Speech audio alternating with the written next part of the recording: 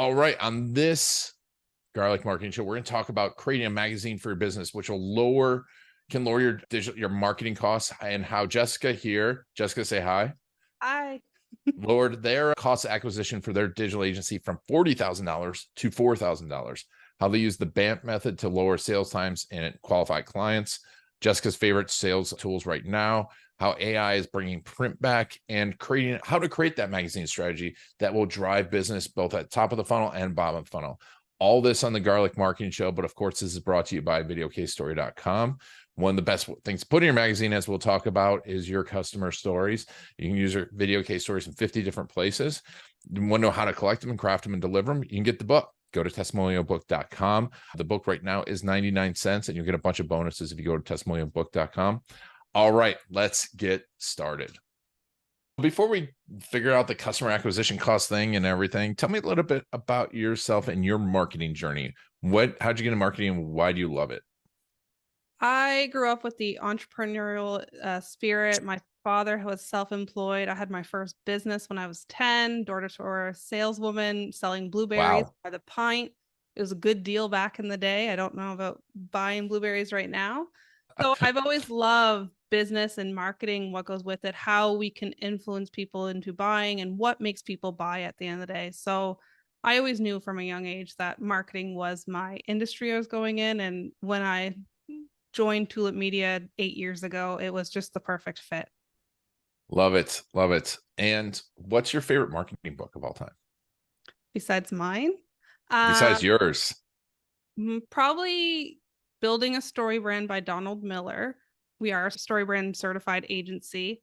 And I do love everything Mike Michalowicz as well. Yeah, Mike's been on. He has great stuff.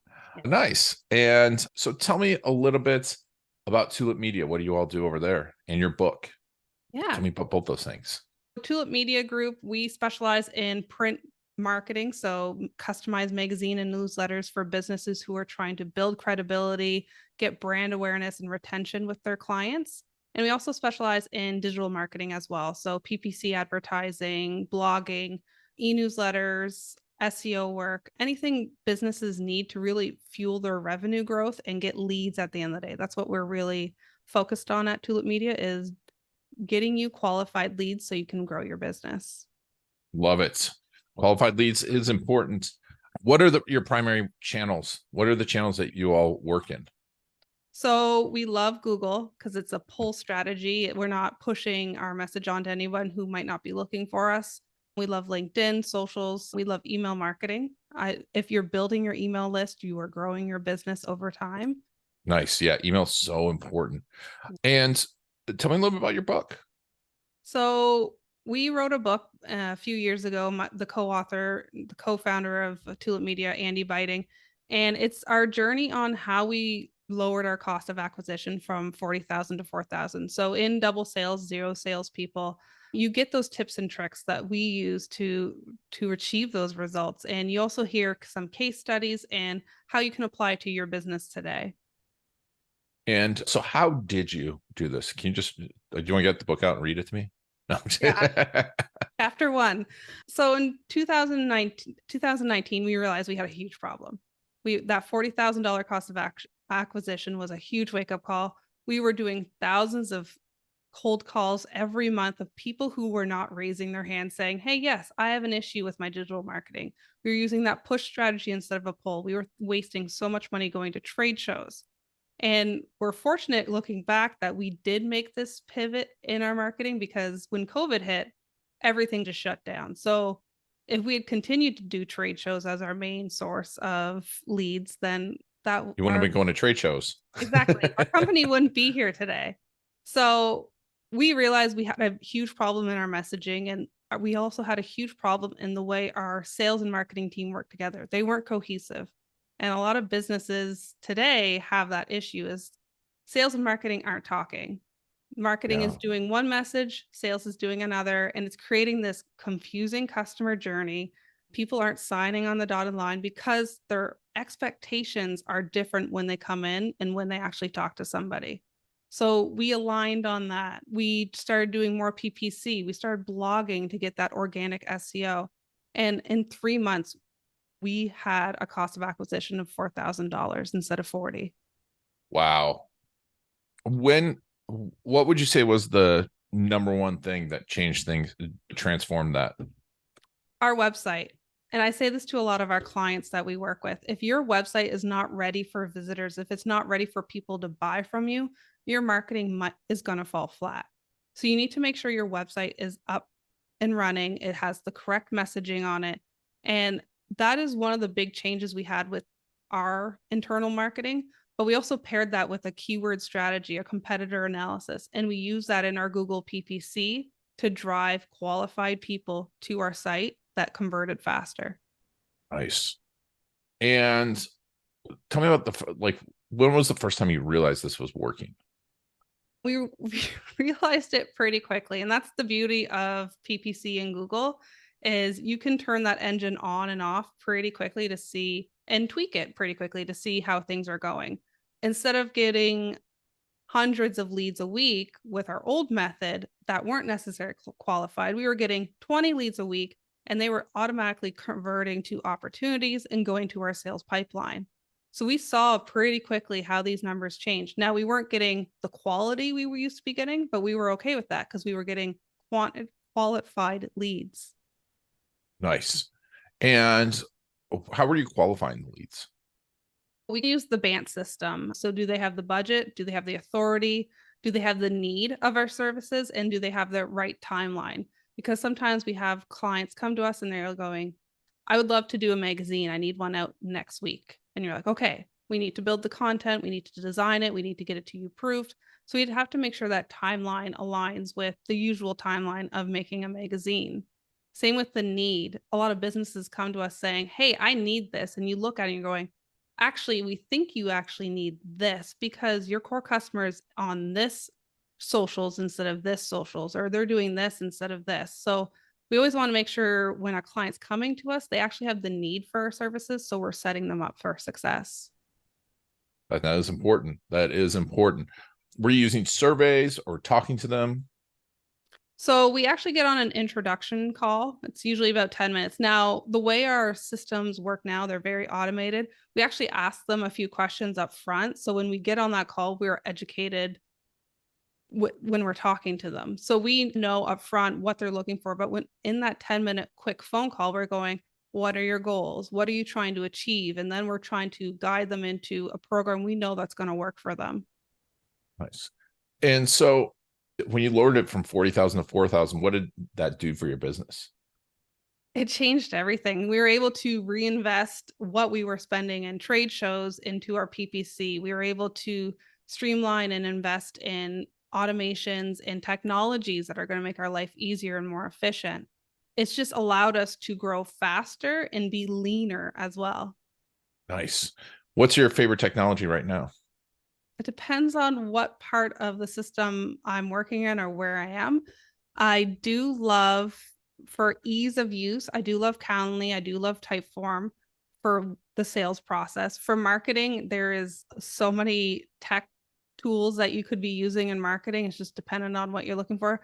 I know people love ChatGPT right now, and that's certainly a very efficient manner as long as you're using it as your assistant and not as your end all product. That's perfectly fine. Yeah. I think people are using AI. A lot of people think AI is the end all be all. And I've seen some of those. Oh, look at this copy. I'm like, that's written by ChatGPT. I can tell. Yeah, and it's flat. It's monotone. You need to put some personality in there. You need to make sure that it's original content because if you can put that into ChatGPT, so can your competitors. Yes, exactly.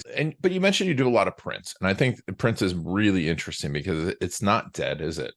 No, it's and that's a common conception that everybody has is print isn't dead. And if anything, I think it's becoming more relevant, especially with this whole AI age that we're going into, is people are trusting things less and less online.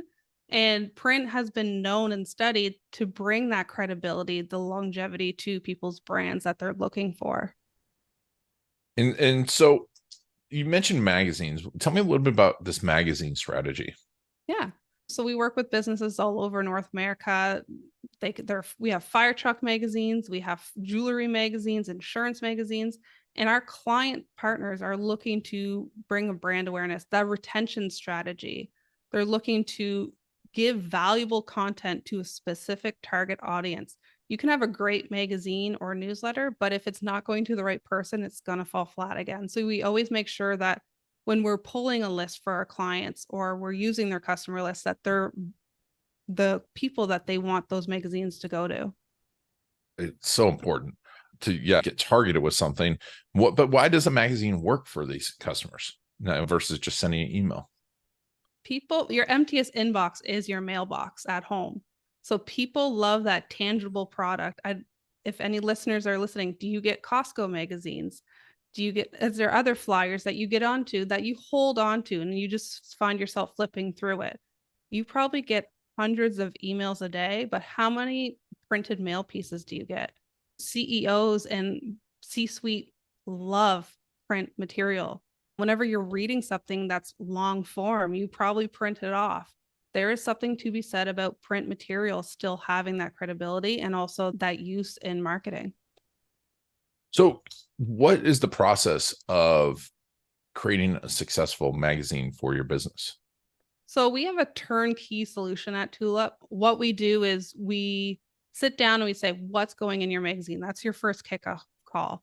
And we have ghostwriters on staff. We have designers on staff. We have proofers on staff. So really we're picking your brain about what that content's going to be. We'll interview our clients on that and we'll design that magazine for them. So it's really turnkey. It doesn't take a lot of time. And we produce hundreds of magazines a month now for businesses all over. That's amazing. And do you tie the magazines back to digital? Yes. We're very firm believers of repurposing content. You wrote 1,000-word article in your magazine. You might as well put that on your blog. At the end of every production period with a client, after your magazines have been delivered, we take care of all that. We also send you what we call a promotional package, and it has all your articles in there. It has the cover of your magazine. It has a digital version of your magazine in case you want to put that on your socials or in your email signature. So we make sure to integrate your print with digital because we understand that's still very important. Yes, it is. And it's great. It's amazing to me too. Like, cause we do so much with YouTube and people are like, how do I get more people to my YouTube channel? And I'm like, are you sending anyone there? And they're like, no. The best way to get there is to point them to it. I think that people think that these digital platforms should just work on their own, don't they? Yeah. And I mean, it's very common in the magazines that we're doing that we have engaging content. So we have QR codes going to people's YouTube channels. We have QR codes going to a free downloadable PDF quiz so people can get their emails after they've hit that QR code. There's other ways to create that engaging content in your print as well. Are you all doing a magazine for Tulip Media? Yeah, we do a magazine quarterly for Tulip Media. How do I get it? I'll put you on the list, Ian. How would our listeners get it? So we actually do have a free subscribe button on our website at the bottom of our footer. If you want to subscribe for free, absolutely get our quarterly marketing magazine. I think this issue, I'm working on it right now. It's all about tech and AR, AI and everything. So really trendy topics. Love it. Love it. Super cool. I think that's fantastic because I know in my house, I got like a stack of Wired magazines, right? I have it on my iPad, but I like to just, you spend so much time on your screens and to the point you feel it. And that's such a cool thing to show up. And like, I get a few newsletters, but I think the magazine strategy is fantastic, especially for driving people to your YouTube. And how are you all incorporating video into your strategy? So we're firm believers in video as well. And I think when people are doing videos, they need to remember a few things is what is the purpose of this video? What's the main pain point you're trying to get across to your listeners if it's going to be a sales video? Is there a call to action in it? Is it easy for them to understand what you're trying to talk about? I think a lot of us get into what we call the curse of knowledge in our business. We start to talk jargon that people don't understand. We work with a lot of insurance agencies who find themselves falling for that. They use terms that I didn't understand at first when I started working with them. And I said, if I can't understand this, your customers might not be able to understand this. So instead of using commercial insurance in your marketing, use business insurance. It's the same thing, but it's easier for me to understand. So when you're doing Nice. that video, make sure you have clear messaging, make sure you have that call to action. Have a great thumbnail. I think a lot of us overlook that thumbnail is we're scrolling YouTube or TikTok every day. You need something to capture that person's attention. You have 3 to 5 seconds to really grab somebody and get them into your content. Yeah, for sure. It's all important stuff with video. And so when you're doing this, talk to me a little bit about like the customer life cycle with print. Where at what stages is it coming in and like a magazine, and how, just can you walk me through it? Yeah, so primarily we see our clients using it for two different parts of the life cycle, either retention, so they've had that person and they still want to continue to provide valuable content to their customer, or they're using it as a long-term brand strategy to get their foot in the door for a sale they want to make in the future. So sometimes we'll see it at the beginning of the life cycle, they're using this print campaign, or sometimes it's at the end that they're using it as a retention tool. And at Tulip, what we do is when we sit down with our clients is we say, who are we sending this to? Okay, so back to the fire truck manufacturer magazine we do. They send them to fire chiefs all over Canada. So that's their core customer, and that's the list that we pulled for their mailing. But we also have his client list that he's currently working with, and we merge that together. So he has content that is applicable to both. And where can I get the fire truck magazine? I could put you on any list, Ian. Well, I love fire trucks and I love marketing. I want to get all these magazines. That's awesome. It's definitely a standout strategy. Now, you mentioned AR. Are you incorporating augmented reality into the magazines? It is definitely something we're looking into at Tulip because we're always trying to push the limits of what is available for print. I was actually on a demo with our AR person the other day, and they were showcasing some of the cool stuff that you can do. Now, it's still developing, it's still Hmm. getting into the motions, but he was showing me someone trying on a ring in AR technology, and that was really cool to me. So it is possible, and if you're interested in AR technologies in your print campaigns and your magazines, let us know because we can certainly look into what that looks like for you. And for people, can you explain AR to people that might not know what augmented reality is? Yeah, so it's picture that you scan a QR code in a print campaign, and all of a sudden your phone brings up a in-store jewelry place. So you're able to actually shop in a jewelry store on your phone, and you can put your hand in the front of your phone and it would showcase you trying on rings. That's a great example of what we saw there last week when we were looking into this technology. It's just a way to immerse yourself into a different experience through your phone. And sometimes, if you're doing virtual reality, around you as well. Very cool. Yeah, it's really cool. I think it is. It's a fun thing. It just needs that moment, right? Like the pandemic did for QR codes, because QR codes were just dead in the water, and then boom, I the know pandemic, yeah, brought them back, huh? that was great for print because again, Yeah. more and more people understood what a QR code was and they were open to using that on their phone. So we use QR codes in pretty much every single piece of print campaigns we do. Yes. Yeah, that's awesome. Tell me a little bit about some of the success stories you've had with print recently. A great one is I'm going to go back to the fire chief. They had been, I don't want to say hounding. They have been doing a drip campaign for a long time, and these fire trucks are $1 million fire trucks. So it's not like they get hundreds of leads a day or a week. They get one or two a day, and that's what they're happy with. But they actually had someone call them out saying, "Hey, I just saw your magazine. I love that article on 3 features I need for a tanker. Can I get a quote from you?" And they actually closed a sale from that magazine. We've had insurance agencies close policies because of the magazines because people saw that they could bundle and save, and people love saving at this day and age. So we've had a lot of success stories. Clients love it because they also get excited when their client's on the cover of the magazine because then that client spreads that word of mouth too. So it's just a trickle down effect. Yeah. And customer stories are a great piece of marketing to put anywhere, aren't they? Yeah. Yes. Yes. We love those here. Awesome. So tell me a little bit, how do we get a hold of your book?